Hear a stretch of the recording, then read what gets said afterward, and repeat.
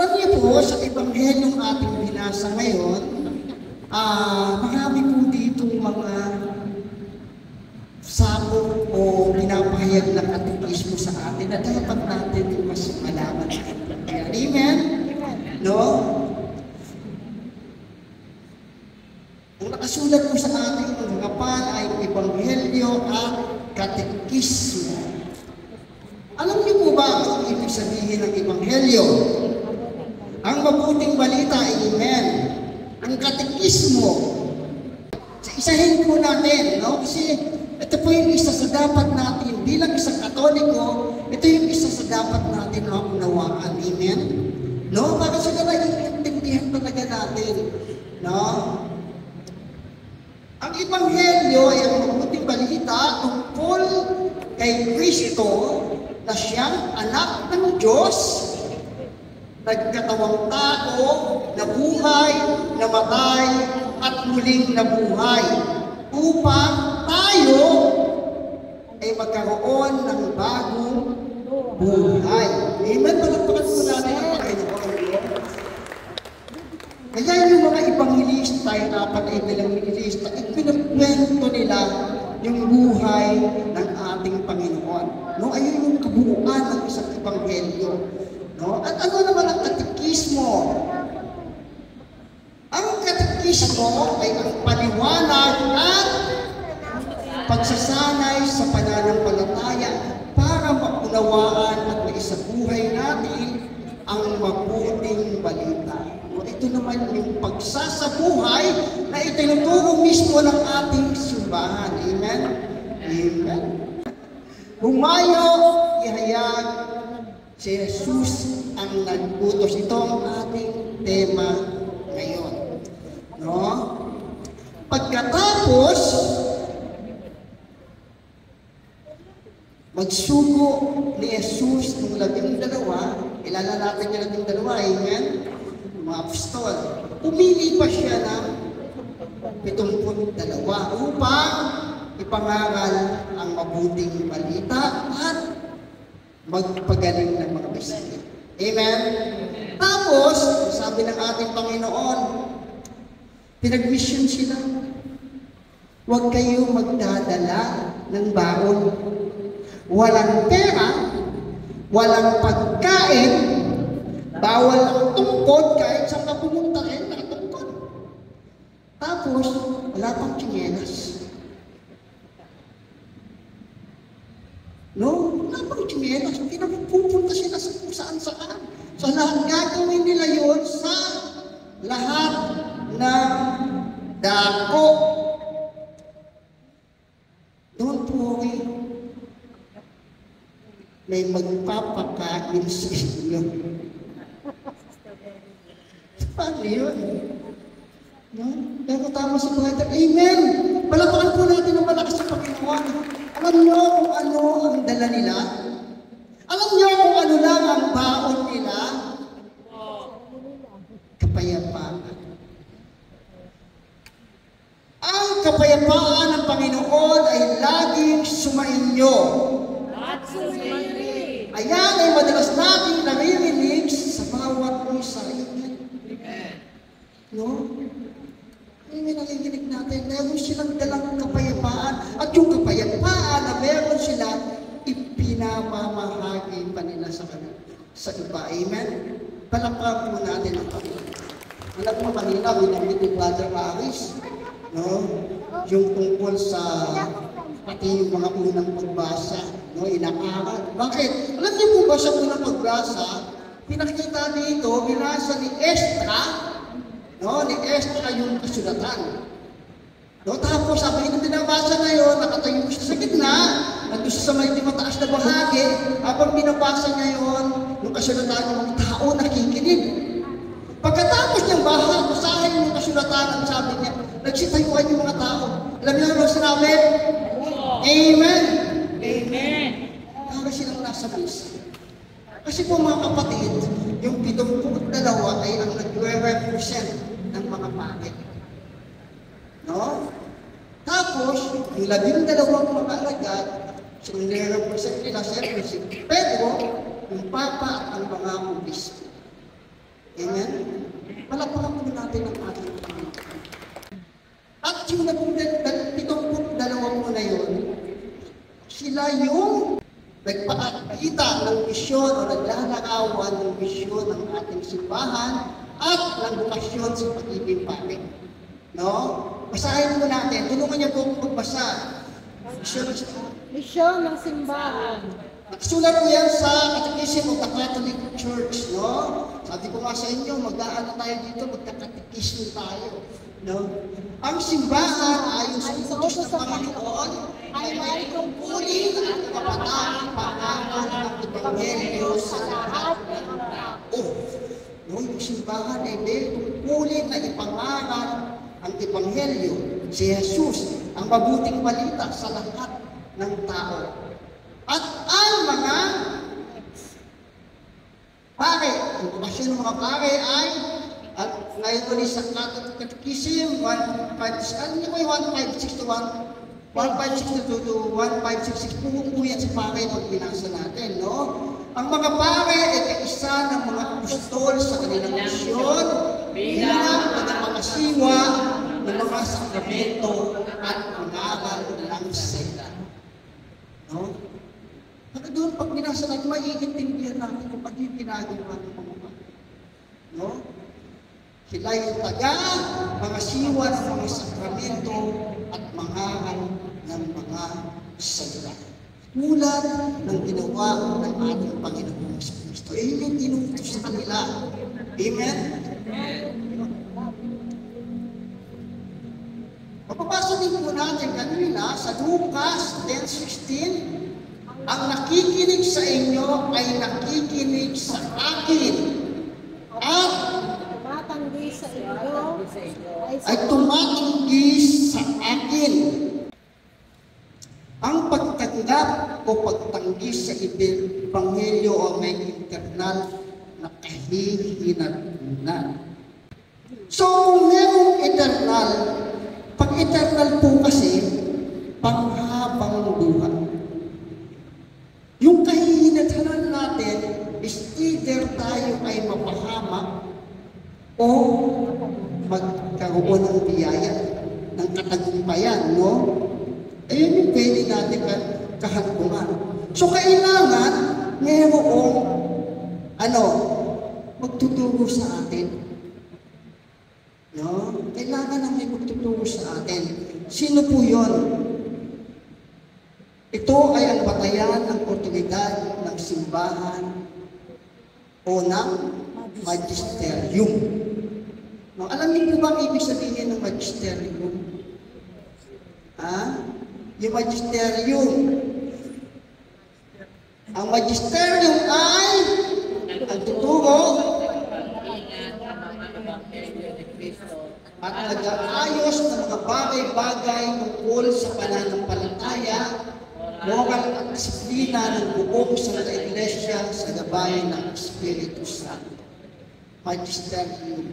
Ito po yung mga nasusulat, mga paliwanag. Kailangan po kasi sa ating pong Katoliko, dapat pinapaliwanag ng Papa. No? Pag sinabi po ng mga obispo, ng Papa, nagiging bahagi na po iyon ng magisterium. Tapos dito naman po sa Lucas 10 verse 2, basahin po natin lahat, napakarami ng aanihin, ngunit kakaunti ang mga magaan. Dalangin ninyo sa may-ari ng mga aanihin na magpadala siya ng mga magaan. Iyon. Idalangin ninyo sa may-ari ng aanihin na magpadala siya ng mag-aani. Ito po yung mga turo ng magisterium. Yung ipinadala, no, yung may-ari, ang mag-aani, no, it is ikaw yun. Sabihin nga po natin sa katabi natin, ikaw yun. Ikaw yun. Ikaw No? yun. Ikaw yun. No? Ikaw yung mag-aani. No? Dahil konti yung tinawag para mag-aani, kailangan tayo. Amen? no? At ikaw yun. Bilang isang laiko. No, kaya nga po, nagturo ang magisteryo, ang ating simbahan, kung ano ang tungkulin ng isang laiko at ang misyon ito. Amen? Amen. Una, sa Lumen Gentium Lumen 33, ang mga laiko, dahil sa kanilang sariling bukasyon ay may tungkulin na hanapin ang kapangyarihan ng Diyos sa pamamagitan ng kanilang pamumuhay sa mundo at pagtupad sa kanilang magawain professional. No? Ang sabi dito, bilang isang laiko, dapat na ipapahayag natin sa ating lipunan, sa ating trabaho, ang mabuting balita ng Panginoon. Amen? No? Sa Apostolica Authoritatem, ang misyon ng simbahan na iligtas ang lahat ng tao at ibalik ang lahat ng bagay kay Kristo ay pinagkatiwala hindi lamang sa mga obispo at klero, kundi sa lahat ng laiko. Ito yun. Hindi lang sa kanila ipinagtiwala, kundi sa bawat isa sa atin. Amen? No? Sa Catechism 905, ang mga laiko ay tinatawag na maging saksi ni Kristo sa pamamagitan ng kanilang buhay at salita sa pang-araw-araw na gawain, pamilya at lipunan. No? Ay yung dapat natin ginagawa. Ang tawag po dyan sa atin, ng ating simbahan ay common priesthood. No? Common priesthood of the faithful. Alam niyo po ibig sabihin? No? Ang bawat isa ay pinabahaginan maging saserdote. No? Si Kristo kasi yung dakilang saserdote. Nagkakaroon tayo ng bahagi nun. No? Bilang isang mga laiko at bilang isang binyagang Katolik. Ito po yung mga pahayag ng mga papa tungkol sa mga laiko. Amen? Amen. Yung sabi po, ay ang mga pangunahing pahayag ng Santo Papa tungkol sa misyon ng mga laiko. Yung sabi po ni Pope Pius bago pa po nag-Vatican II 1962, bago po nangyari. Ang mga laiko ay tinatawag na maging tunay na apostol sa kanilang sariling larangan ng buhay. Kung ano ka ngayon, kung nagsisang kasi sa simbahan, ayan yung larangan mo. Kung nagtatrabaho ka, no? Nandiyan ka. Kailangan ka doon para ipahayag sa Kristo. Pinaghahandaan niya ang simbahan sa mas malalim na pagkilala sa bukasyon ng laiko na formal na ipapaliwanag sa Vatican II. Ini-introduce pa lang, hindi pa nagagawa yung Vatican II, inuumpisahan na ni Pope Pius. No? Pinapakilala niya na yung posibleng gawin. Mag-open na kasi, no? Ng mga laiko sa simbahan. Tapos, ang sabi naman ni St. Paul, anin sa Evangelii Luciani, ang evangelisasyon ay hindi magiging ganap kung wala ang aksyon ng mga laiko. Yung evangelization daw, hindi siya magiging buo pag wala yung gagawin ng isang laiko. Ipinutol niya na ang mga pamilya, lugar, trabaho at lipunan ay hindi kayang abutin ng pari lamang. Dito pumapasok ang misyon ng mga laiko. No, hindi pari lamang. Kasama at doon. So, yun. Sabi naman si St. Paul II, sino na yung na St. John Paul II?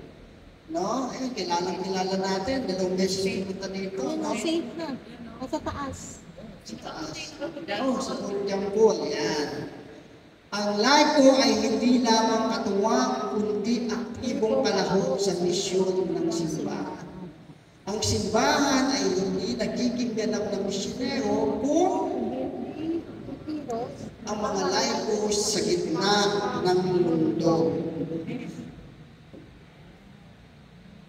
Tinawag niya na ang mga laiko ay ikatlong pwersa ng evangelisasyon, pamilya, kabataan, at mga profesional. No? Tapos, ang huli, ito, si Pop Benedict. No? Pop Benedict, ilan lang si Pop Benedict. No? Tadeus Caritas S. Ang pagmamahal na isinasubuhay ng mga Kristiyanong laiko sa kanilang trabaho, pamilya, at pamayanan ay isang pinakamabisang anyo ng evangelisasyon. Idiniin niya na ang mga laiko ang pangunahing makakapuno ng espasyo ng mundo na hindi kayang abutin ng mga pare. No? Tapos, si Pope Francis, ang bawat binyagan, 2013, ang bawat binyagan, anuman ang kanyang papel sa simbahan, ay isang misyonero alinsunod sa kanyang sariling bukasyon. Basahin po natin ang kasunod. Ako ay isang misyonero. Ikaw ay isang misyonero. Ang bawat isa sa atin ay isang misyonero. Alam niyo mga kapatid, kanina habang tinitignan ko kayo, matutuwa ako. No? Kasi ang pinag-uusapan natin, si Jesus. No? Si Jesus yung pinag-uusapan natin. Kanina, bago tayo mag-uusa, ilan lang tayo. Tapos, ang lakas pa lang. Tapos, dumating si Sister, si Remy, ang dumating. Tapos, sila Sister Jen, si Brother Pepito, tapos sila Brother. Uy, nakakatuwa. May kasama pa rin kami taga-sakit. No, kasi kung gawain dito, para talaga sa mga taga dito. No, para talaga pwede natin maitulong upang palakasin pa yung pananampalataya Katoliko. No? Palilimin pa natin. No, habang tayo ngayon ng mga lingkod, ay nagpapalaki. Ibig sabihin, nagtutulungan tayo. No? Tutulungan tayo. Tandaan ko natin, bilang isang laiko, dapat na ikukwento natin si Jesus. Amen? Dapat si Jesus, bilang isang Katoliko, ang bida ng buhay natin. Dapat bilang isang lingkod, lahat tayo naglilingkod. Amen? Amen. Dapat ihayag natin si Jesus. No? Napakasarap po na pag-usapan sa bawat isa sa atin sa charismatic. No? Alam niyo, natutuwa ako lagi pag may nagpapatutuo dito, kahit yung mga simpleng blessing. Kahit nga nasaktan, pinagkakatotoo. Sabi ko, bakit walang drums ngayon? No? Tapos nag-CR, yung nakalala ko, maghanga pala yung mga pupo. No? Mga kapatid, si Jesus ang nag-utos. Ipahayag natin ang mabuting balita ng Panginoon. Sa darating kong Webes ulit, brother, sister, may gawain na ganito. No? Kasi ang misyon natin, no, is punuin po simbahan natin. Hindi lang tayo ng taga-simbahan. Frankie, no? Hindi tayo taga-simbahan na hindi yung iba. May ipangangating lang natin yun kung meron tayo na malinaw na direksyon. Amen? No? At ayun ang inuutos sa atin ng ating Panginoon. Palakpakan po natin ang malakas. Panginoon,